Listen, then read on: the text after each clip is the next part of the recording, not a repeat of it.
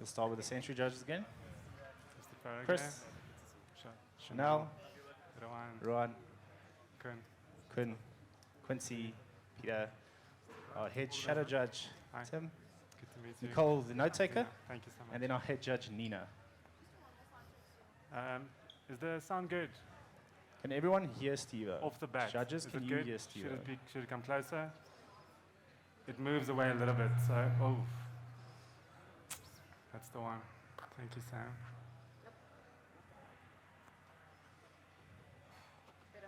Is it good? Just pinch his cheek. Is that fine? Sorry? Stevo, when you're ready. Thank you, You can go. Sean. Hey guys, you guys good? Almost there, right? Shot. Can I just check the music, please?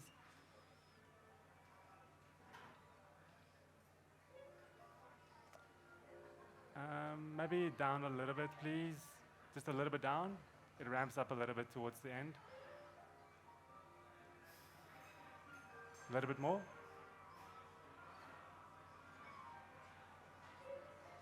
Okay, I'm good with that. If you can go from the start, I'd really appreciate it. Thank you. Okay, shot. You guys good? Here we go. Sorry, there's a sound issue. Can I just sort that? Okay, thank you guys. Is there anything I need to change with the mic? Is it too close? Am I? Yeah, if you get, should I change something here? Should I come? Are you comfortable? I'm comfortable if it's, yeah. Okay, they'll manage that, right? Good, thank you. You guys are pros? Okay, let's do it. Can we take the music from the start again? Sorry. Okay, I promise. Time.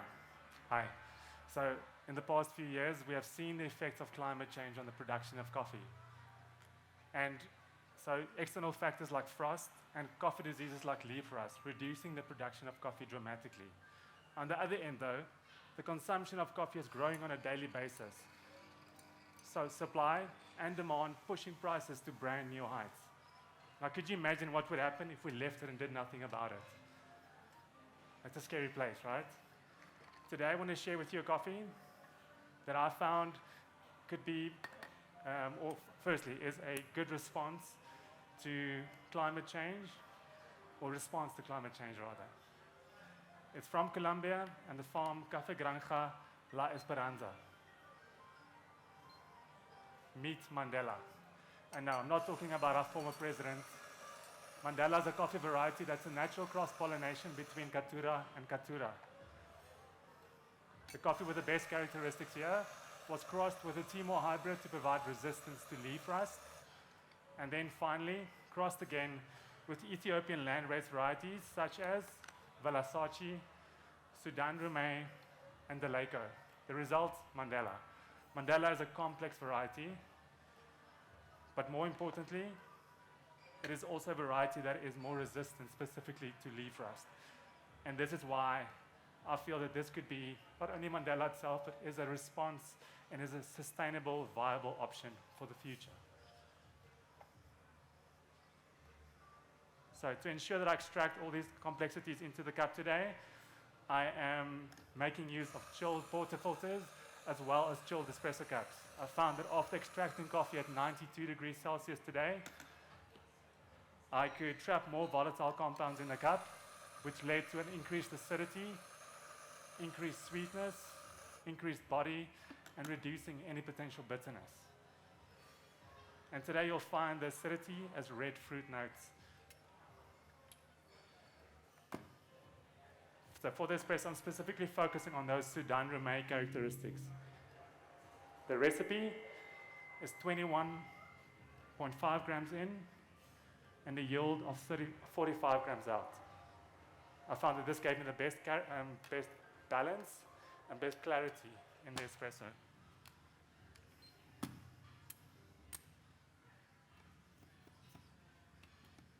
I found that also by using a WDT today, I could use 92 degrees Celsius, not increasing the temperature, and thus using less energy and being more sustainable.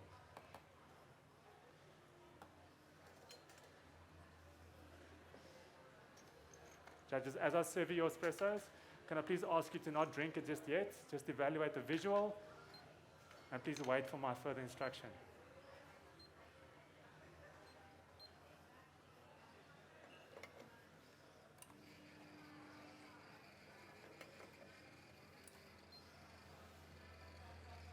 Right, in front of you, top right-hand corner, you'll see a red aroma disc.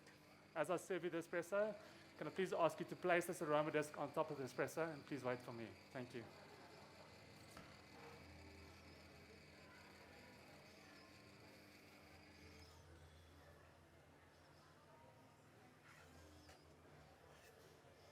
Okay, judges, can I ask you to please write down your taste experience?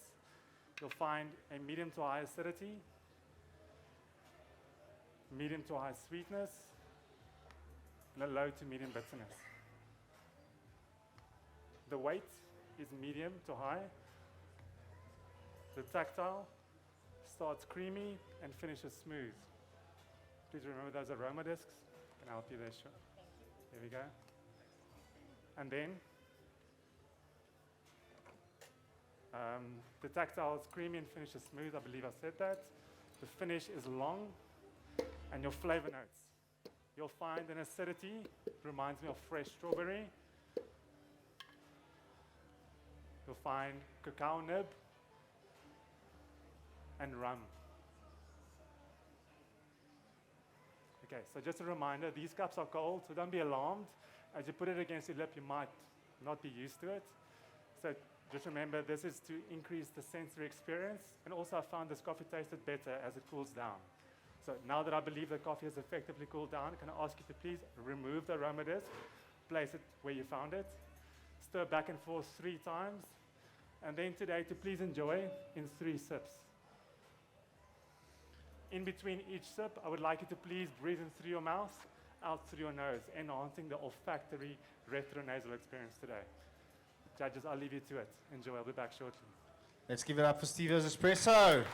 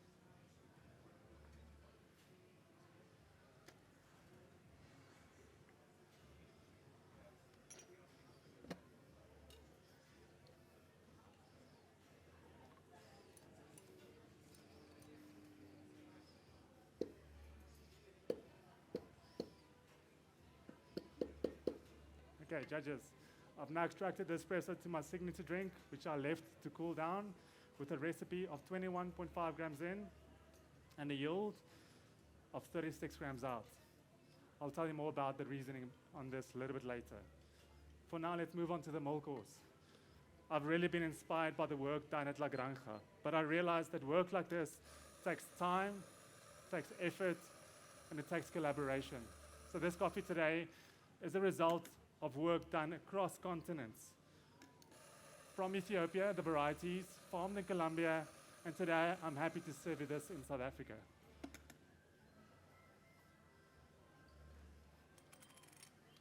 This reminded me of sustainability. For sustainability to really be effective, we need to work together to be able to achieve a greater goal.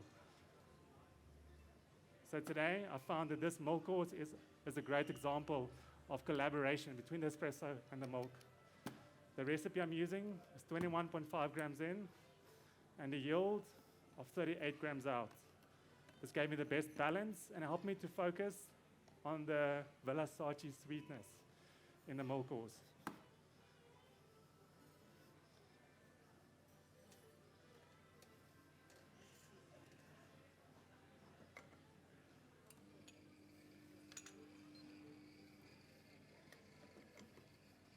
As for the milk today, I've decided not to use freeze distillation because it overpowered the coffee. So today I'll be serving you 100% 4% Ashai milk today. And to reduce the wastage, I have pre-weighed the milk, trying to be more sustainable.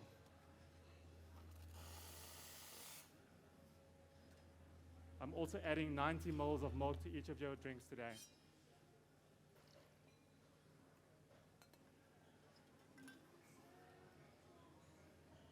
Judges, you can please write down your flavor notes for this course. You'll find, firstly, a texture that reminds me of melted ice cream. Then staying in this childlike memory, tasting like melted strawberry ice cream and ripe banana.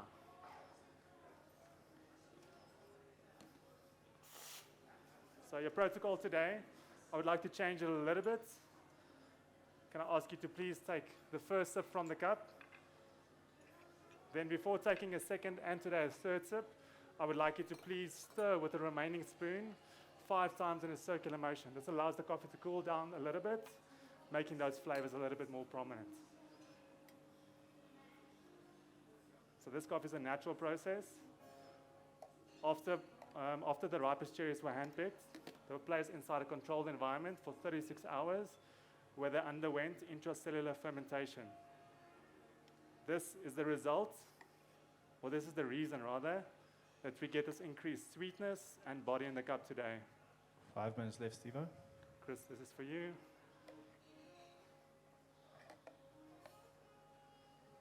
But for me to be able to extract these flavors, the coffee needs to be soluble.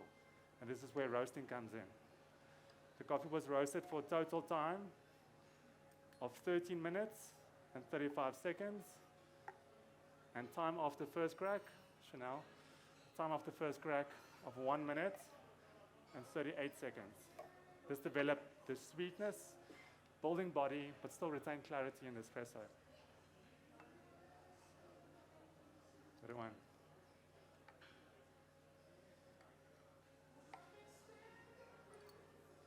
So as you enjoy this drink, I trust that you will enjoy the work of collaboration and may you be inspired to do the same. Kuhn, this is for you.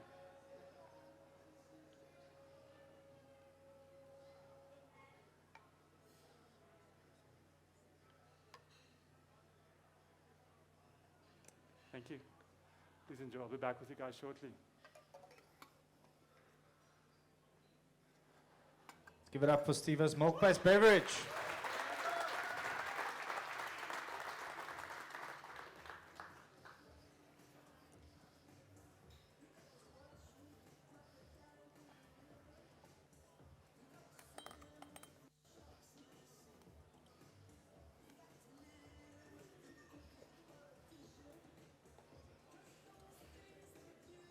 Okay, judges. Now, I know that with everything we consume, we leave a footprint on the environment. I wanted to be conscious of this and try and reduce the impact on the environment. So today I'm using ingredients that oftentimes is seen as waste. The first one, I'm getting ahead of myself. Signature drink today is called No Waste Mandela, and I brought a guest along today. There we go, thank you. So the first ingredient is the coffee pucks that I used in my preparation to this course. I blended this with 80 grams of natural muscovado sugar. I left this to extract the oils from the coffee for 8 hours, and it resulted in a coffee saccharum, pretty much like a coffee syrup today. Today, I'm adding 20 grams of this Mandela coffee saccharum, which will give you a new note of caramel. The second ingredient is the leftover milk that I used. So this is, I'm adding 30 ml of milk that I used for the milk course today, which will make the drink creamy and elevate the texture.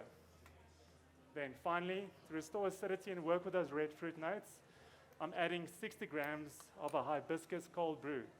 This took me 12 hours to prepare, and I felt this brought back a little bit of those red fruit characters. 2 minutes left, Stevo. Red fruit characters, and today, the result of this is milk chocolate. So judges, please write down your flavor notes. You'll find caramel, milk chocolate. Really delicious. I'm charging this drink with nitrogen, which elevated the mouthfeel in the body, making it creamy, reminding me of the texture of the espresso. The drink will be served slightly chilled today. But can I please ask you, as I serve you, to not drink it just yet, but please to wait until I've called time.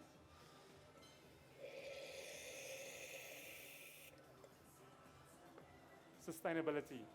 As I use this word, I know that it might be heavy.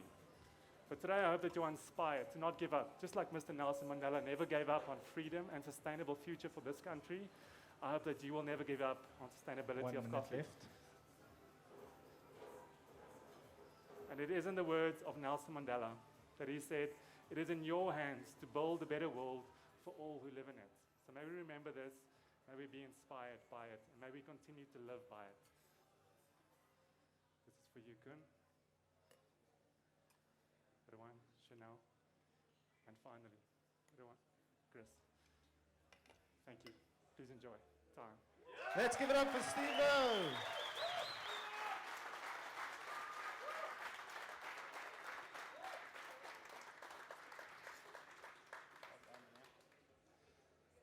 Stevo, can we have you for a few seconds here? Yo, can I sit? So, that looks very delicious and sounded very delicious, so let's collab. I see what you did there. Yeah. I see what you did there. We already heard from your partners how your training went. Can we hear from you now how it went? Your training for this one was really tough, honestly, not because it was just the training to find time and all of that, but it was, I don't know, like I had a lot of personal, I don't know, fears to get over, and that's something no one ever speaks about, I think, and it was a lot.